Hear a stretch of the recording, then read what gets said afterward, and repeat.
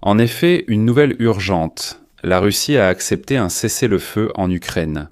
Le média Axios, citant ses sources à la Maison-Blanche, a déclaré que les Russes ont accepté qu'un cessez-le-feu soit nécessaire en Ukraine pour organiser un référendum sur la question territoriale. Alors qu'auparavant, ils refusaient tôt de cesser les hostilités avant la conclusion définitive d'un accord de paix. On sait qu'aujourd'hui, le 26 décembre, les Russes ont mené des négociations avec la partie américaine. En effet, dès dimanche, le président de l'Ukraine, Volodymyr Zelensky, rencontrera Donald Trump en Floride pour justement discuter du plan de paix, du référendum et de la fin de la guerre. Et voilà que Zelensky a déjà admis que si un cessez-le-feu est instauré en Ukraine, alors dans les 60 jours, l'Ukraine pourrait organiser à la fois des élections présidentielles et des référendums. Et au Parlement ukrainien, un groupe de travail a déjà été créé pour préparer la base législative nécessaire à cela. Et voilà que des sources d'Axios assurent que la Russie a accepté un cessez-le-feu temporaire sur toute la ligne de front, même avant la conclusion d'un accord de paix, afin que les Ukrainiens puissent organiser un référendum. Mais ici, il y a toute une série de nuances dont nous allons parler dans cet épisode. Dans cet épisode, je suis Alexei Petchy. Discutons ensemble de ce sujet, mais avant de commencer, je vous demande de vous abonner à cette chaîne, de mettre un like et d'écrire n'importe quel commentaire sous cet épisode. Cela aide énormément à promouvoir la vidéo sur YouTube, je vous en serai reconnaissant. Abonnez-vous aussi à ma chaîne Telegram Petchy News, le lien se trouve dans la description de cette vidéo. Là-bas, nous publions des nouvelles en temps réel dès qu'elles arrivent, ainsi que toutes les annonces de sortie des épisodes ici, sur cette chaîne YouTube. Ainsi, il est déjà connu que dimanche 28 décembre, le président des États-Unis, Donald Trump, recevra le président de l'Ukraine, Volodymyr Zelensky, à la résidence de Mar-a-Lago afin de tenter de parvenir à un accord sur le plan de paix américain. Comme l'écrit le journal Axios, la rencontre témoigne d'un progrès significatif dans les négociations. Parce qu'auparavant, Donald Trump avait déclaré qu'il ne rencontrerait Zelensky que s'il estimait que l'accord était proche d'être conclu. Vladimir Zelensky lui-même a confirmé qu'il rencontrerait Trump. Il a déclaré que le plan de règlement pacifique de Donald Trump était approuvé à 90%, mais il n'a pas pu dire s'ils allaient signer un quelconque accord entre eux. Citation. « Nous ne perdons aucun jour. Une rencontre au plus haut niveau avec le président Trump a été convenue. De nombreuses choses pourraient être résolues avant le nouvel an. La rencontre entre les présidents se tiendra après 3 jours de négociations en Floride entre les conseillers de Trump et Stephen Vittel. Et c'est la dernière d'une longue série de rencontres au cours des 2 derniers mois. » Et voici qu'un haut responsable américain a qualifié les négociations avec le représentant ukrainien Rostem Umerov et l'envoyé russe Kirill Dmitriev de positives et constructives. Citation. Nous avons tout fait dans nos relations avec les Russes et les Ukrainiens. Au cours des 2 dernières semaines, nous avons réalisé plus de progrès. Nous voulons atteindre notre objectif. Nous avançons dans la bonne direction. Mais il est connu que les discussions se sont poursuivies même pendant les fêtes de Noël. Et jeudi, Zelensky a parlé avec Steven Witkoff et Jared Kushner. Citation. Nous travaillons vraiment 24 heures sur 24 pour rapprocher la fin de cette guerre russe brutale contre l'Ukraine et assurer le réalisme, l'efficacité et la fiabilité de tous les documents et de toutes les démarches. J'espère que les accords de Noël d'aujourd'hui et les idées que nous avons discutées seront utiles un peu plus tard.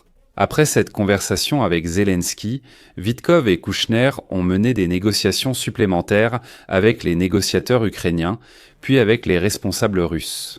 Au Kremlin, il a été rapporté que Yuri Uchakov, le principal assistant du président Vladimir Poutine pour les affaires étrangères, a mené des négociations avec ses homologues américains. Mais les Russes ont décidé de ne pas révéler la teneur des discussions. Ils estiment qu'il ne faut pas discuter des négociations publiquement afin de ne pas les faire échouer. Et c'est ici que tout devient vraiment intéressant.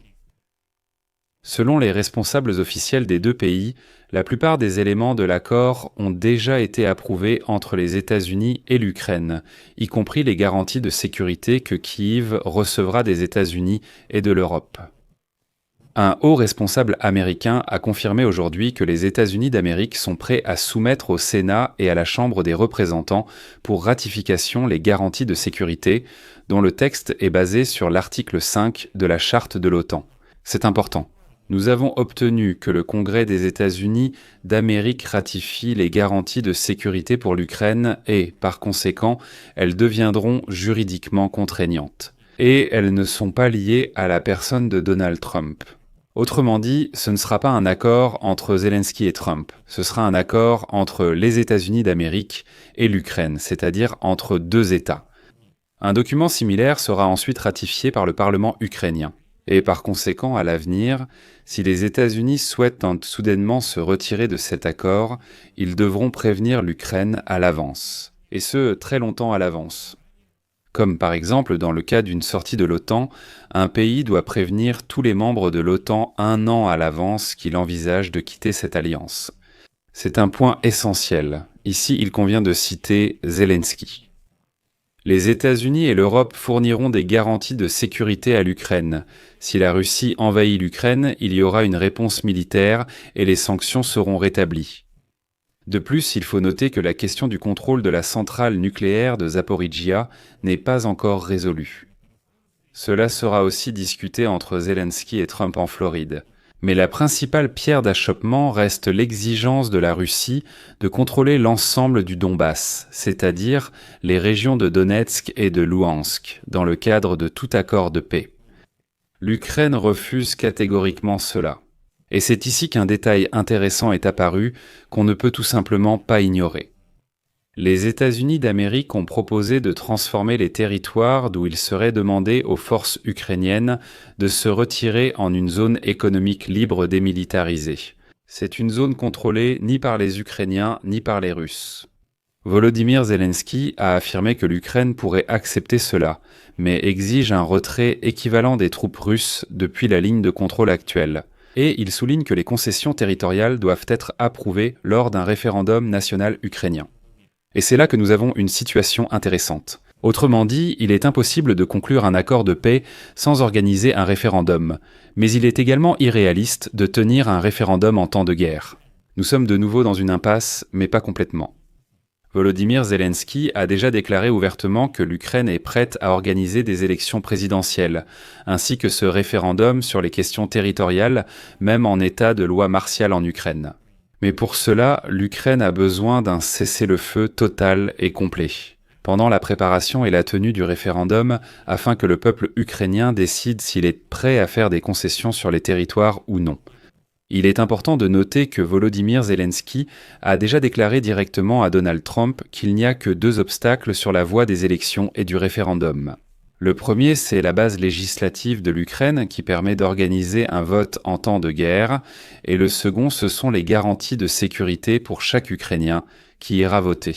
Il faut des garanties que la Russie n'attaquera pas l'Ukraine pendant toute cette période. Le premier point est déjà en cours de résolution. Aujourd'hui, le 26 décembre, un groupe de travail spécial a commencé à travailler en Ukraine qui sera chargé de préparer des propositions législatives pour l'organisation et la tenue des élections pendant la loi martiale. Il reste la deuxième question, celle des garanties de sécurité, avant la signature de l'accord de paix. C'est essentiel car, pour un accord de paix, un référendum doit être organisé et le peuple ukrainien décidera. Sommes-nous d'accord pour une certaine zone démilitarisée dans le Donbass ou pas ? Et voilà que le média Axios écrit que, je cite, « La partie américaine approuve l'idée d'un cessez-le-feu en Ukraine dans le cadre de l'accord conclu, mais que la logistique sera compliquée. » Selon un haut responsable américain, les Russes, qui auparavant s'opposaient à un cessez-le-feu avant la conclusion d'un accord de paix, ont tout de même accepté qu'un cessez-le-feu soit nécessaire pour organiser un tel référendum. Cependant, selon le responsable, si l'Ukraine souhaite une trêve de 60 jours, la Russie essaie d'exiger une période plus courte. Au final, c'est précisément cette question qui sera discutée. Je pense qu'il sera crucial en Floride lors de la rencontre entre Trump et Zelensky. Parce que, encore une fois, sans référendum, il n'y aura pas d'accord de paix, et sans cessez-le-feu, il n'y aura pas de référendum, c'est un jeu diplomatique très subtil. Je vais m'arrêter ici. Donnez votre avis, écrivez vos conclusions dans les commentaires sous cette vidéo, abonnez-vous à la chaîne et n'oubliez pas de mettre un like. Les amis, si cette émission vous a été utile et intéressante, vous pouvez soutenir le travail de cette chaîne YouTube par votre don ou par un abonnement payant à cette chaîne YouTube via les liens et les coordonnées dans la description de cette vidéo. Il est écrit là-bas.